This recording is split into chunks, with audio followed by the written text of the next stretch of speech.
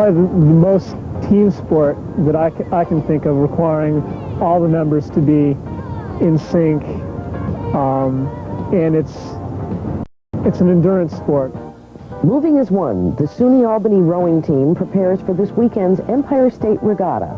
An early morning visit to the Hudson River uncovered Albany's rowing revival. 100 years ago, it was the rowing capital of the world. Today, the waters of the Hudson are again being broken by the oars of rowing teams working out in the early morning hours. Okay, get ready. Ready. Row.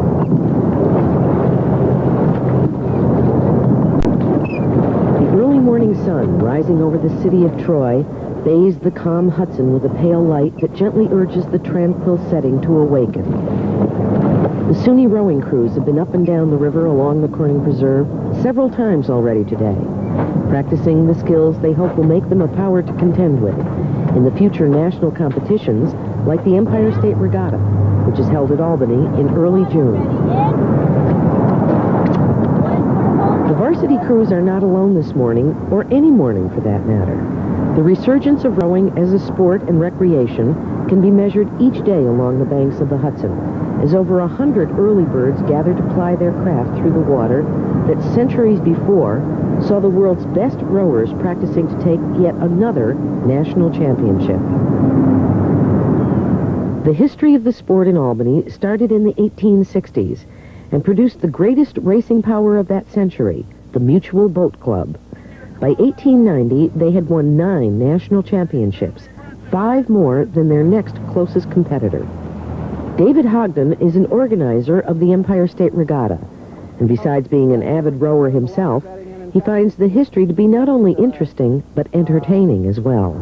People maintain that betting was the downfall of the sport as a prominent activity, that the moral nature of Americans was finally outraged by the kind of shenanigans that surrounded, for instance, the famous Courtney versus Hanlon sculling races that were held in places like Chautauqua Lake and so on, when the forces of Charles Courtney became a famous coach at Cornell, woke up, his handlers woke up one morning and found his boat sawed in half. And so it was serious business, and there was fainting, and you know, you'd spread rumors about how you weren't feeling well and that kind of thing. So yeah, there was an entire folklore and hangers-on, I'm sure, that kind of thing. It is not surprising for initiates of the sport to see Albany's Mayor Thomas Whalen cruising past them in the early morning light, getting in his strokes before heading off to City Hall. He's also a competitor in the Empire State Regatta, and a successful one at that. Well, cardiovascular-wise, they say it's one of the best exercises you can get. And I come down here with a good friend of mine early in the morning. The Hudson River is beautiful in the morning, and it's a great way to start the day. I'm in the office before 8 o'clock.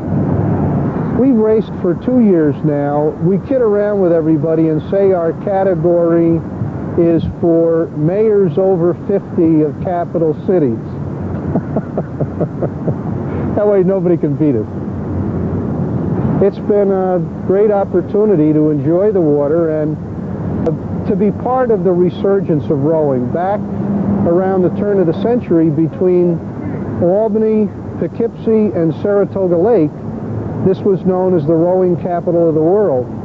So it's nice to see all this come back again with such enthusiasm, and to see all the young people from the colleges and universities that do come in here for the regatta, and the ones that are here year-round.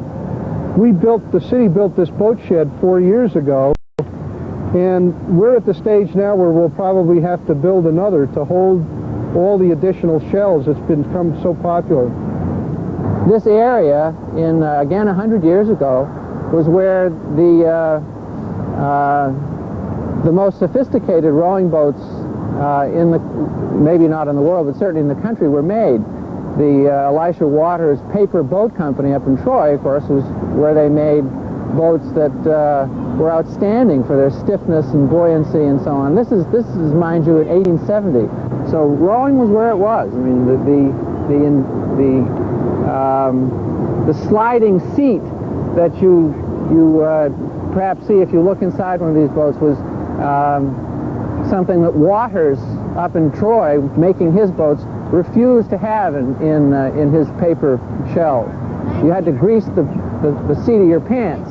That's how, because otherwise you lost contact, the union of man and boat, he said. So he wouldn't go along with the sliding seat, which was reputed to have been invented in England, I believe.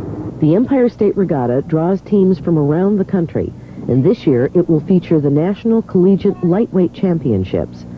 Rowing is often thought of as an Ivy League sport, but the SUNYA varsity team is determined to change that image. Mike Davenport, the men's crew coach, has some thoughts on the rapid increase in the popularity of rowing. Rowing is for everybody. For example, doctors row, firemen's row, window washers row. Everybody and anybody can row. You don't have to have money, you don't have to have talent, you just have to want to get out and do something. And it's a wide variety. It's just the opposite. A lot of people do think it's very cliquish, traditional, Ivy League, upstanding, and it's not. It's open to everybody. As a matter of fact, the handicapped are now getting very into rowing, and I think in the next couple of years you'll find that really surge on. And that's where it's going now. It's really expanding into all different areas. Chris Traynor captains the men's lightweight crew. He knows that strength and endurance are important to the success of a team. But more importantly, there's the concentration needed to synchronize each movement of each team member and become one single rowing machine. Concentrate on every little finesse point about the form, about how fast my arms are going away, how high they are, how hard I have to pull in. It's a lot of trust, the whole boat. I mean, I have to depend on everybody behind me, and I have to depend on my coxswain to steer and to tell me where I am and what's going on around me. It's probably the most team sport that I can think of requiring all the members to be in sync, and it's an endurance sport. It takes a lot of endurance over strength. I mean, you have to have the strength, but the endurance is very important. When you watch rowing, what you're seeing is truly an anachronism, and this is a 19th century Victorian sport brought forward without any gloss into the middle or the end of the 20th century. And you're seeing a kind of historical artifact right in front of your eyes and you know, playing itself out. As the sun rises and the hour when work and classes will begin draws near, the boats are returned to the boathouse. The river is returned to the people who make a living on it. The rowers are left with the satisfaction of their workouts, their hopes for success in the upcoming regatta, and the memory of that early morning sun rising over Troy to awaken a sleepy river. The Empire State Regatta is this weekend, the 11th and 12th, with races running continually from 8 a.m. to 6 p.m. It's all taking place at the Corning Preserve in Albany.